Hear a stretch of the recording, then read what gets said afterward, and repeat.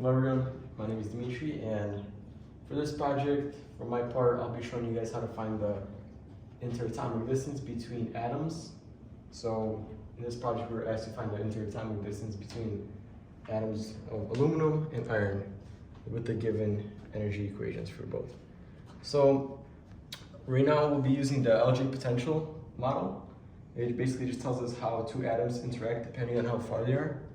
And the formula is written as E is equal to A over R to the 12th minus B over R to the 6th.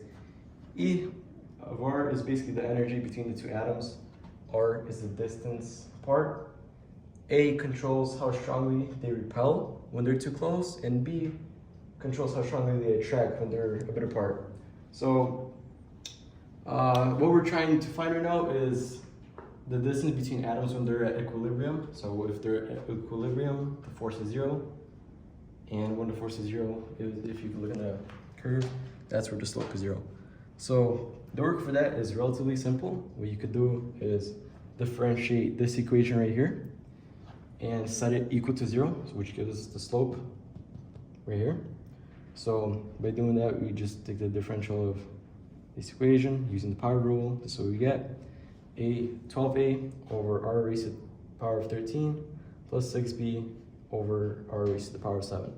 So set slope equal to 0 to get the minimum, and then we get this right here. Then we solve for r. As you can see, I don't want to bore you guys with all the steps. It just works out to be this, where r is equal to 2a over b all raised to the power of 1 over 16. So what we could do now is just plug in the numbers for aluminum. I just use this as a first metal that we'll use. So for A, we'll plug in this number right here, 5.841 times 10 to the negative 10th. B, we'll use this number right here. So plugging in and just simply solving it, we get that our answer turns out to be 0.86 nanometers. So it's the same work for iron. We'll use A as this number right here, B as this number right here, plugging it back into the same exact formula, this formula right here. The math you could just see from the previous, and this is what we get, 0.289 nanometers. That's the interatomic distance when atoms are at equilibrium. Hello, I'm Jack Rummel, and for my project, we're going to find the elastic modulus and the bulk modulus. Now, to find the elastic modulus, we can use the bulk modulus to find it. And so the equation for bulk modulus is all the way down here, which is K is equal to Z R naught squared, the K of the bond over 9 times the atomic volume. So I will go over that later, but we know from that we have 4 different constants that we need to find, which is Z, R naught, the K of the bond, and the volume. So if we go up here, we find that from the previous equations, we know aluminum's equation for the atomic distance, we know iron's. Based on, from what Dimitri found, we got these values from R naught for the aluminum and iron using this equation right here. Now, to find the bond stiffness, which is the K bond, it's the same thing, bond stiffness, we'd have to take the second derivative, which means we would take the second derivative of this equation or the other derivative of this equation. That will give us this equation right here, which is the second derivative of E with respect to R, gives us 156 A over R to the 14th power minus 42B over R to the 8th power. Now, using this equation, we can use A from the aluminum and B from the aluminum, part A for the iron and B for the iron, and plug them in to these equations to get these answers. Now, this answer is in joules per nanometers, and that is in the wrong units. So in order to convert this, we know that 1 joule per nanometer is equal to 160.2 newtons per meter. So to find the bond stiffness, we would just multiply. And in order to get this, we would find that the bond stiffness of aluminum is 397.3 newtons per meter. The bond stiffness of iron is 345.9 newtons per meter. So that already knocks down two constants that we need to find the bulk modulus. The last one that we need is the atomic volume. Now, these atomic volumes differ based on the crystal structure, and these equations are different for aluminum and for iron. So for aluminum, the volume for one atom is going to give us a to the third over 4, where a is equal to r naught times radical 2. If we plug in those numbers, we get that the atomic volume of a singular atom in aluminum is equal to 1.56 times 10 to the negative 29. And then if we do the same thing for iron, the atomic volume is equal to a to the 3/2 power, but a is equal to 2 r naught divided by radical 3. If we plug that in, we get that the atomic volume of a singular atom in iron is 1.73 times 10 to the negative 29th. So based on this, we can now solve Bulk's modulus, because down here we know that Z is equal to the number of the nearest atoms touching the neighbor atoms, which is different for aluminum and is different for iron. So based on this, we know that for aluminum, Z is equal to 12, and for iron, it's equal to 8, which means that more atoms are touching in aluminum. And if we plug the R naught that we got from up here, we also found the bond stiffness, K, which is right here. And then we also found the volume of a singular atom, which is right here, as well as the Z constant that we have right here. We can plug these in to get the two bulk modulus values that will give us the bulk modulus for aluminum, which is 2.66 times 10 to the 12 pascals. And for iron, it's 1.42 times 10 to the 12 pascals. Now this is to find bulk modulus. Now to find elastic modulus, we would do 3 times the bulk modulus answer that we just gotten, and then multiply it by 1 minus 2v. And this v is equal to Poisson's ratio. These are different for aluminum and for iron. So the ratio for aluminum is 0.345, and the ratio for iron is 0.29.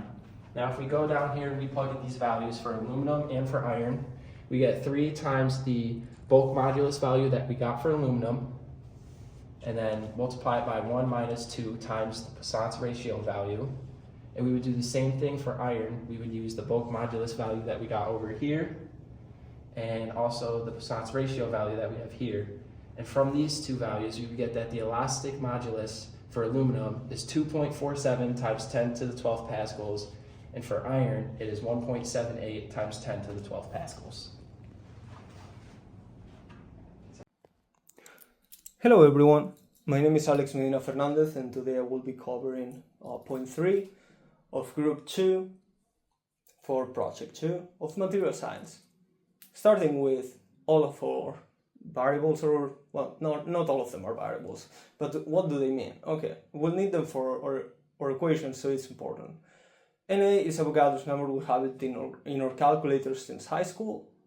Mb is number of vacancies and is total atomic size. QB is vacancy formation energy in electronvolts. This I put in red because I wanted to tell everyone that is listening that you can find these values tabulated online from reputable sources. So maybe if you need them, you can do that. You can also calculate this value, by the way.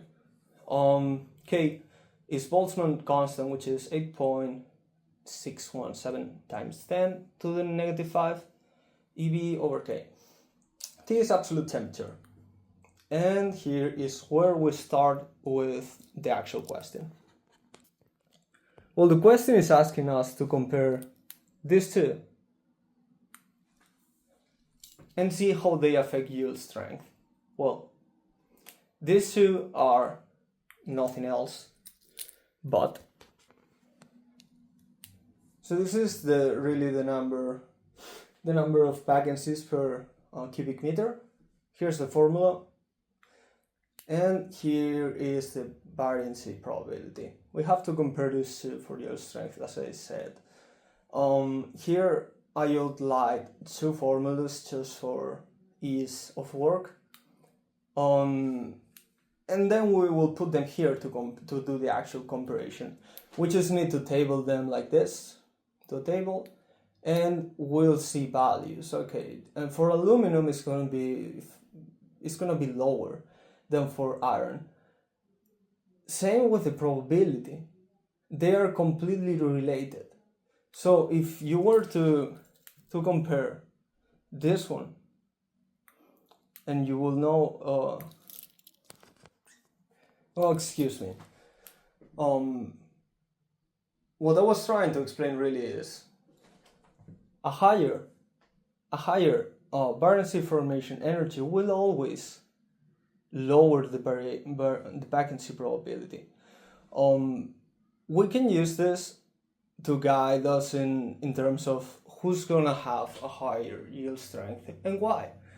Aluminum is gonna have a lower concentration, lower probability than iron.